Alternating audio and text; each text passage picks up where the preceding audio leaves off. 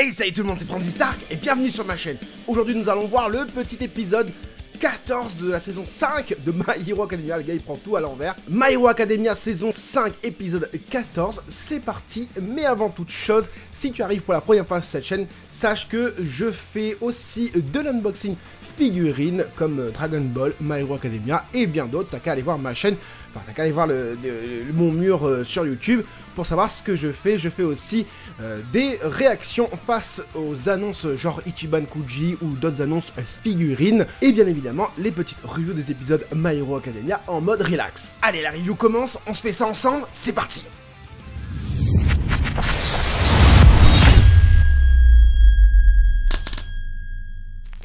Et oui, comme vous avez pu le voir, pour signifier le changement d'arc, on a un nouvel opening.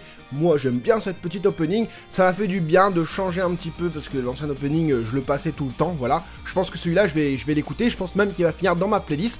Oui, tout bon otaku qui se respecte a forcément une playlist otak dans son téléphone.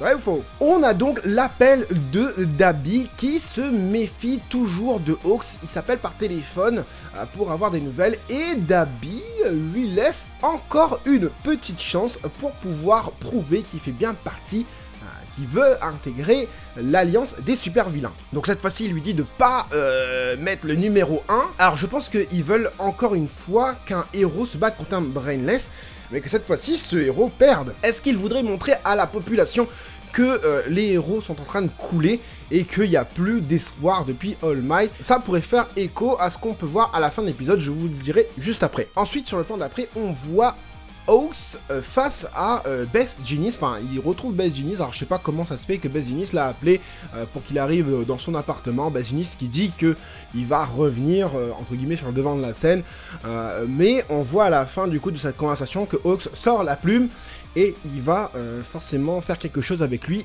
on ne sait pas quoi. Sur le plan d'après, on voit aussi que Hawks vole avec un sac dans la main. Est-ce que c'est Best Genius dedans?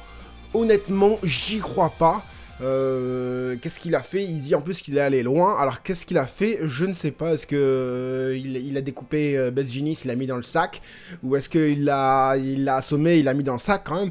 Avoir Best Genius dans un sac, c'est quand même assez lourd. Ça m'étonnerait qu'il puisse voler facilement comme ça avec un gars en plus sur son épaule, quoi. Mais surtout la question qu'on se pose, c'est qu'est-ce qu'il va faire avec Best Genius, avec Dabi? Il y a un lien forcément, et franchement j'ai hâte de voir la suite. Donc tous ces événements là, ça s'est passé un petit peu avant, il me semble, je crois que c'était une semaine avant ou un délire comme ça, je sais plus. Bref, au niveau des timelines je suis un peu perdu, mais du coup ça fait sens avec ce qu'on avait vu. Je l'avais pas dit, mais c'est vrai que dans l'épisode précédent, on avait vu Bakugo en train de tenir une tablette et on voyait Best Genius dessus, et en haut à gauche il y avait écrit que Best Genius était porté disparu. Je pense que Noël c'est arrivé après du coup ce truc là. Voilà, je sais plus exactement parce que c'est vrai que là, un coup on nous voit le passé, un coup on voit le futur, un coup on voit le présent, on sait plus du tout. Bref, après on a la scène avec Izuku et sa mère qui fête entre guillemets le nouvel an. Alors j'ai pas l'impression que ce soit le jour même du nouvel an, puisqu'il n'y a pas trop de fêtes au Japon. Alors je sais pas comment ça se passe au Japon au niveau du nouvel an, mais là il y avait juste sa mère et lui, il racontait ses histoires avec Shinso, avec Eri et tout ça. Sa mère lui disait que voilà, t'as bien grandi, tu ressembles de plus en plus à All Might, machin, t'as toujours voulu être All Might. Ok, c'est cool, mais ça n'apporte pas grand chose à part de revenir un petit peu à la réalité des choses, qu'il a une famille, qu'il a une maman, et que voilà, c'est qu'un être humain, quoi. Et là, on te met forcément une bonne musique pour relever un peu le niveau de la scène, vous voyez, il suffit de pas grand chose, une très belle musique, avec de la nostalgie, des sentiments, du romantisme et tout ça. Les images, c'est juste, voilà, Izuku dans sa maison, il y a un bus. Et oui, on te met un petit coucher de soleil vite fait pour essayer de te faire prendre un petit peu plus d'ampleur à la scène. Mais voilà quoi, c'est pas non plus ouf. Par contre, ils sont très très forts, My Hero Academia, pour les musiques, on est d'accord. Donc ensuite, on voit Hawks revenir d'un achat d'un café, quelque part. Alors on sait pas, on voit l'espèce de super-héros qu'on avait vu l'épisode précédent, je crois, l'espèce de héros bizarre violet là, avec voilà, il ressemble à rien ce héros, et il arrive dans un endroit qu'on ne connaît pas. Et là on voit un gars qui est tout en noir, habillé comme si c'était un élève de lycée ou un délire comme ça. Parce que je vois, tu sais, tout en noir, tu sais, avec les petites manches et tout, la petite chemise qui ressort des manches et tout ça. Moi ça me fait penser à ça, en tout cas ça me fait penser lycée, même enseignement supérieur et tout ça. On voit souvent dans les trucs dans les lycées un peu japonais. Bref, j'espère que vous voyez ce que je veux dire. Et on voit pas sa tête, le gars, et ce qui se passe c'est que Ox il arrive et il y a le Violet Man là, je sais plus comment il s'appelle, qui dit que ici tu es sous mes ordres, soldat. Et du coup le gars, je sais pas c'est qui, hein, le lycéen, le lycéen, qui dit tu as personne sous tes ordres, mon gars. Ox, c'est pas ton, il est pas inférieur à toi. Le gars, il est numéro 2. Par contre, le Ox, j'ai l'œil sur lui. Arrête de le suspicionner. Comment on dit ça? Arrête de le suspecter, voilà. Parce que, t'inquiète pas, on a les micro-émetteurs qui nous montre tout. Alors c'est un satellite au-delà de la planète, en orbite quoi, qui retransmet ce que voit Ox, que entend Ox, que dit Ox et tout ça. Donc on voit que Ox maintenant est surveillé de ouf. Et c'est pour ça d'ailleurs que Ox donne du coup un livre avec un message codé, veut parler maintenant en message codé, que ce soit oui du coup à Endeavor, mais que ce soit aussi à l'agence, enfin la commission de sécurité de protection, je crois, CSP quoi, voilà, faire dire ça, mais ça on verra juste après. Donc ensuite on a Bakugo, Shoto et Midoriya qui vont retrouver Endeavor, parce que ils ont intégré du coup l'agence d'Endeavor, l'agence de héros. On voit du coup un petit flashback que All Might disait que, et c'est ce que j'avais dit d'ailleurs, que Bakugo ressemble fort à Endeavor et que c'est bien qu'il soit dans son agence pour bien apprendre. D'ailleurs, le petit opening, je pense que ça va nous spoiler quand même, parce que on voit quand même pas mal de choses dans cet opening. Si vous voulez que je décortique cet opening, dites-le moi, je le ferai, j'essaierai de le faire assez rapidement, mais en grosso modo, déjà le premier truc commence par Hey Brother. Voilà quoi, pour ceux qui savent, voilà quoi. Ensuite on voit du coup une ville complètement dévastée. À mon avis ça fait sens par rapport à ce que on doit savoir en fin d'épisode. Encore une fois, je tease beaucoup la fin de cette review. En fin d'épisode, les deux quoi. Bref, pendant que Izuku Midoriya en train de faire le premier de la classe pour pas dire autre chose, avec Endeavor en lui disant oui, si on est dans votre classe, si on est dans votre agence, pardon, on va forcément apprendre des choses. Et Endeavor il dit c'est bon, TG, il y a quelque chose qui se passe là. Donc Endeavor se casse, comme par hasard. Endeavor il vole, il était même pas habillé en super-héros là, il y a ses flammes incandescentes qui apparaît, et ensuite il y a son armure et tout, comme par hasard, tu vois, le gars était habillé en civil. Boum, il fait exploser ses flammes, derrière il est en armure et tout, donc voilà, normal. Et là on voit un méchant qui vient apparemment de Pluton, qui a un message de Pluton en disant que la source du mal serait le héros incandescent Endeavor, parce que la lumière appelle forcément les ténèbres. Bon, on n'a pas très bien compris, mais j'ai l'impression que c'est plutôt encore une petite histoire entre guillemets filler avant d'arriver quand même au gros truc qu'on voit à la fin de la review. Les gars, ils teasent à la fin de la review. Restez bien jusqu'à la fin de la review. On va parler de choses sérieuses. Oui, donc ensuite on voit vite fait l'agence de Endeavor. Les gars lui ressemblent tous à peu près, la fille en cheveux verts, les flammes, le gars avec l'espèce de couette bleue là, il a des flammes aussi, donc soit ils sont brûlés, soit ils ont des flammes, soit il y a un délire comme ça, donc je pense que Ox a pris des gens qui lui ressemblent. Endeavor. Ah oui, et dans le combat, à la fin du combat contre le gars de Pluton, là, le gars qui aspire le verre, là, alors voilà, il a fait une boule, mais ça servait à rien. D'ailleurs, je pense que ces vilains-là, ils voulaient avoir Endeavor absolument, parce qu'ils disaient, oui, sors de ta cachette, machin, nan. Et forcément, c'était dans le secteur de Endeavor, donc à mon avis, ils voulaient absolument avoir Endeavor, et ils voulaient le capturer, parce qu'il s'était engouffré dans une petite ruelle, et les méchants les attendaient pour attraper Endeavor. Et là du coup t'as Izuku, Bakugo et Shoto qui ont essayé d'attraper ceux qui allaient essayer de l'attraper.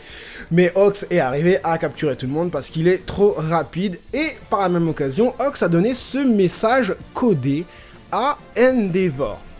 De par un livre, le livre de Destro, parce que Deathstroke c'est pas du tout le même univers. Destro, alors Destro, quand on voit la petite cinématique, on voit le truc un peu noir là, et puis on voit ses yeux et ses cheveux qui se forment. Ça me fait penser au gag du coup qu'on a vu dans quand Ox va voir avec le café là, ça me fait penser à ce gars-là parce qu'on voit juste ses cheveux, on voit les cheveux tomber comme ça, les cheveux noirs. Donc est-ce que ce serait pas le même gars, est-ce que ce serait pas Destro justement? D'ailleurs je l'ai pas dit, mais je pense que ça c'est un groupe de vilains parce que ils disent que Ox permet d'avoir beaucoup d'informations sur les héros. Et il lui dit depuis quand il lui dit le Destro, enfin je pense que c'est Destro, il lui dit au Violet Man là, il lui dit depuis quand tu as quelqu'un, tu as une équipe qui nous rapporte des informations sur les héros. Donc forcément, si c'est pas des héros, ce sont forcément des méchants ou autre chose quoi, des villes, enfin voilà, je sais pas, mais à mon avis, ça tombe sous le sens, c'est forcément des vilains, quoi. Donc, on aurait encore un autre groupe de vilains. Donc, on aurait l'Alliance, on aurait peut-être le groupe avec Gigantix Man, là, je sais plus comment ça s'appelle, le gars. Et peut-être ce groupe-là, d'ailleurs, dans l'opening, on voit quand même un nouveau groupe. Donc à mon avis, voilà, comme je vous dis, l'opening il spoil pas mal pour l'instant, je pense, j'ai pas vu le manga donc je peux pas vous dire exactement ouais si spoil machin, je sais pas. Toujours est-il qu'on apprend, de par le message codé de Ox, que, alors je cite les phrases bien comme ils ont été dites, l'ennemi est le front de libération. Nombre 100 000 dans 4 mois. Soulèvement, j'ai oublié, soulèvement, voilà. Soulèvement dans 4 mois. Il y aura un soulèvement dans 4 mois de plus de 100 000 personnes, donc peut-être 100 000 vilains. Donc là, c'est une info, c'est un truc de ouf. C'est-à-dire que là, on n'a jamais vu ça dans My Hero Academia. Je crois que la dernière fois qu'on avait vu où il y avait beaucoup de héros, c'était quand ils étaient dans, vous savez, avec Cosmonaut Girl, là, quand ils devaient faire la simulation de sauvetage, là, et qu'au final, comment il s'appelle, Aizawa a dû se battre contre tout le monde. C'est au moment où je crois qu'on a vu Shigaraki pour la première fois. Ouais, dans l'espèce de dôme là, je sais plus comment ça s'appelle cet endroit là. Bref, donc c'est là où on voit vraiment on a vu vraiment beaucoup de vilains au même endroit. Ils étaient peut-être pas 100 000, mais ils étaient bien peut-être cinquantaine, entre 50 et 60 personnes. Voilà quoi. Et là, du coup, 100 000 personnes, 100 000 vilains, j'imagine, vilains bien sûr, ou peut-être que voilà, ça pourrait être autre chose, genre des êtres humains qui se révolutionnent entre guillemets contre les héros. Enfin voilà, je sais pas du tout, qui se révolutionnent, qui se révoltent. Donc on nous tease une véritable guerre et ça montre du coup encore une fois l'opening qui franchement vous attardez pas trop sur l'opening. Voilà quoi, et écoutez la musique mais vous attardez pas trop sur l'opening. Donc voilà pour cette petite review, un épisode qui nous met dans le bain. Franchement moi j'ai relevé pas mal de choses. Déjà quand on nous remet Endeavor contre Brainless, on nous dit voilà, maintenant on arrête les conneries, voilà, là on revient dans un truc sérieux. Endeavor, Dabi, Ox, peut-être une nouvelle alliance de super vilains, l'alliance originale des super vilains, tout ça dirigé peut-être par All for One. Donc voilà, ça annonce un truc bien sale, j'ai envie de te dire. J'ai regardé la preview du prochain épisode. On va avoir les 3 héros dans l'agence de Endeavor. Comme ça va pas l'air ouf quoi l'épisode. On verra bien ce que ça donne. J'espère avoir quelques petites informations très intéressantes dispatchées dans l'épisode en tout cas, mais j'ai hâte de voir comment tout ça va se dégoupiller, le rapport avec All for One, les alliances de vilains, j'ai l'impression d'avoir 3 alliances de vilains quand même là, apparemment Ox est sur 3 flancs parce qu'on a dit agent double, donc il est pour ok les gentils, mais il y a le groupe de vilains de l'alliance, il y a l'autre groupe aussi de vilains qu'on ne connaît pas encore l'origine, enfin même si on peut s'imaginer que ça vient bien de All for One, comme ils avaient teasé que All for One a quand même pas mal de partisans qui partagent ses convictions. Voilà, j'espère que cette petite review vous aura plu, que ça aura pu vous éclairer si vous n'avez pas compris 2-3 trucs. Si jamais j'ai oublié des choses, n'hésitez pas à me le dire en commentaire. C'était Franzy Stark, à la prochaine!